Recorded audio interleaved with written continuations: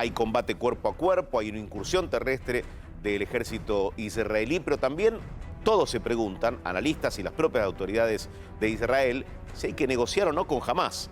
La respuesta es no para el Estado de Israel, pero el mundo se debate entre esta pregunta y las respuestas. Gabriel Astrosky, buenas tardes. Hola Edu, buenas tardes para ustedes, buenas noches para nosotros aquí en Israel. ¿Se negocia o no se negocia con el grupo terrorista Hamás? Sabemos que hay cientos de personas que están tomadas como cautivas.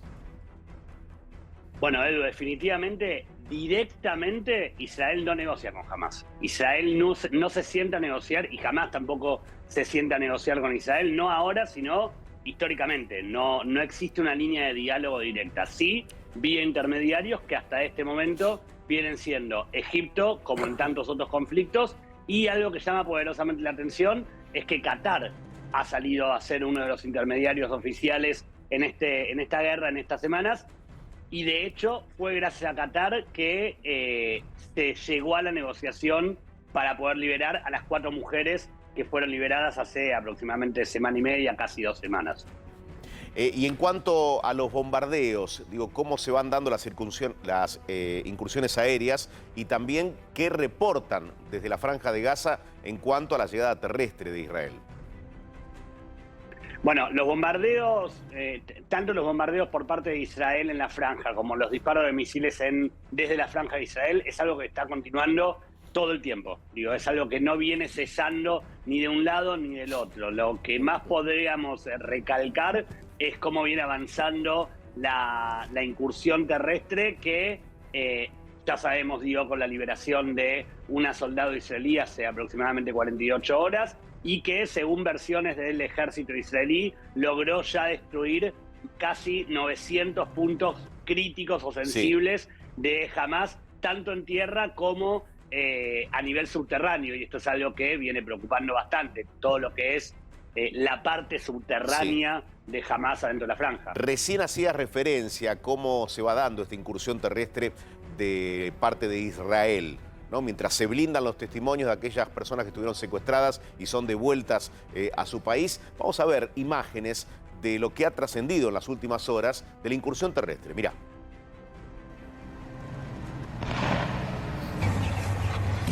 Estamos viendo lo que sucede en pleno territorio del conflicto.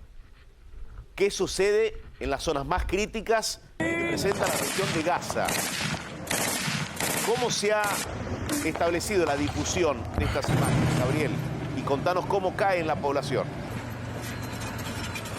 Bueno, la población, Edu, definitivamente está pidiendo y reclamando todo el tiempo por la recuperación de los 240 rehenes, por lo cual el grueso de la población, podríamos decir, que en este momento no le importa de cómo siga la situación. Quiero decir, por supuesto que importa y por supuesto que todo el mundo quiere que se pueda llegar a una resolución rápida, pero la gran mayoría de la gente está pautada como en la premisa de que todos tienen que volver. Entonces, el precio que se tenga que pagar, si esto va a durar más días, si esto va a durar meses, o cuánto va a tener que durar para que la gente pueda ser recuperada, es algo que para la población israelí hoy es máxima prioridad. Máxima prioridad incluso mientras van como postergando empezar con los reclamos hacia el gobierno. Digo, la prioridad máxima es sí o sí que vuelvan los rehenes.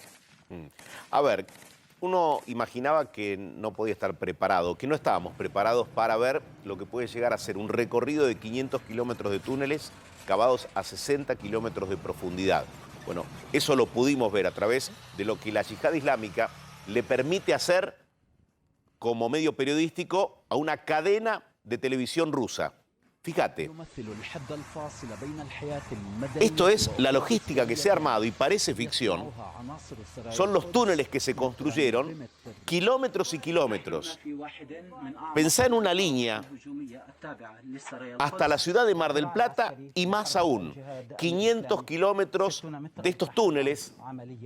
Es una ciudad, bajo tierra, a 60 metros de profundidad. Y este es el registro que hace la cadena RT, cadena de comunicación de Rusia, porque la yihad islámica le entregó la información y le permite hacer esta cobertura. Gabriel, te escucho. Bueno, vos sabés que, Edu, respecto de las imágenes que estamos viendo, lo que empieza como a surgir en la indignación popular, no solamente adentro de Israel, gracias a Dios, también en gran parte del mundo, es cómo hace Hamás para financiar esto. Porque lo que estamos viendo en pantalla, Edu, no es que vino alguien con una pala y cavó una fosa o cavó un túnel. Acá hay cemento de concreto, acá hay niveles de seguridad, acá hay cámaras, acá hay muchos miles de millones de dólares invertidos de alguna manera en la creación y en el sostenimiento de estos Y mucho túneles, tiempo por lo empleado, cual, Gaby. Estos son mucho años tiempo de empleado. construcción. Exactamente, vos pensás que la primera vez que en Israel se escuchó hablar de túneles desde la Franja de Gaza, que incluso en algún momento habían llegado a cruzar a Israel, Sí. y que se habían explotado en su momento desde Israel, Gaby, estamos hablando de hace unos 8 años. Sí, estamos Edu. compartiendo, vos hablas de 8 años, ¿no? Estamos compartiendo un mapa en el que se ve en celeste toda la cadena de túneles, comunicados Exacto. de manera continua, es decir, se establece una línea entre estos túneles por donde uno imagina que hasta deben haber pasado o quizás se encuentran muchos de los rehenes que fueron tomados, ¿no? En Israel. Bueno, eso es algo que surge también por las declaraciones de la rehén que fue liberada la semana pasada, de cómo la hicieron caminar y cómo ella recuerda que la hicieron caminar durante horas, digo un textual de ella, durante horas adentro de los túneles, por lo cual uno no sabe siquiera dónde podrían estar, esto que vos decías, están tan intercomunicados que cuesta darse cuenta en qué sector o en qué túnel determinado estarían. Lo que sí es una locura pensar en 500 kilómetros, algo totalmente impensado, digo. Ahora, Gaby, entiendo que le dieron esta, si se quiere, primicia o estas imágenes a alguien que ellos eligieron. Disculpa la pregunta, pero ¿de qué les sirve a ellos mostrar esto? ¿Cuál sería la intención de dar a conocer toda esta construcción que además ante el mundo y la mirada del mundo es, pará, no, esto no es una improvisación, esto no son improvisados, hay mucho dinero, hay mucha profesionalización en estos túneles? May, vos sabés que esta es una de las preguntas que se empieza a hacer la población y también a nivel mundial, incluso cuando hay mucha gente que empieza tal vez a poner en duda temas tan sensibles como la cantidad de muertos que declara Hamás. Porque la realidad es que, por ejemplo, estos túneles, mientras se muestran estos túneles, hay imágenes y discursos emitidos también por la televisión árabe de uno de los voceros de Hamás indicando que estos túneles están para defender solamente a los terroristas de Hamás, porque la población civil es responsabilidad de la ONU y acaso de Israel. Uno no termina de entender por qué serían acaso de Israel en una situación normal si Israel no tiene injerencia adentro de la Franja de Gaza desde el año 2005, desde agosto de 2005. Pero por el otro lado empieza a pasar lo mismo también con la cantidad de muertos, por ejemplo. Desde Hamás indican que hay 8.000 muertos civiles, pero es un número que no puede ser validado, no dejan que sea validado por nadie más que no sea el Ministerio de Defensa de Gaza, que depende de Hamás. O sea, no hay una Cruz Roja que pueda validar, como si existe en Israel o en el resto del mundo, digo, de los países que pueden entrar en un conflicto. No hay organizaciones, no hay nadie que pueda validar nada más allá de ellos, por lo cual todo ya empieza como a ser una gran incertidumbre de ¿por qué este túnel? Digo, ¿para qué? ¿Para qué le sirve si no es más que para almacenar armamento, por ejemplo? Clarísimo. Sí, y cada imagen que se difunde implica un mensaje y una acción psicológica, ¿no?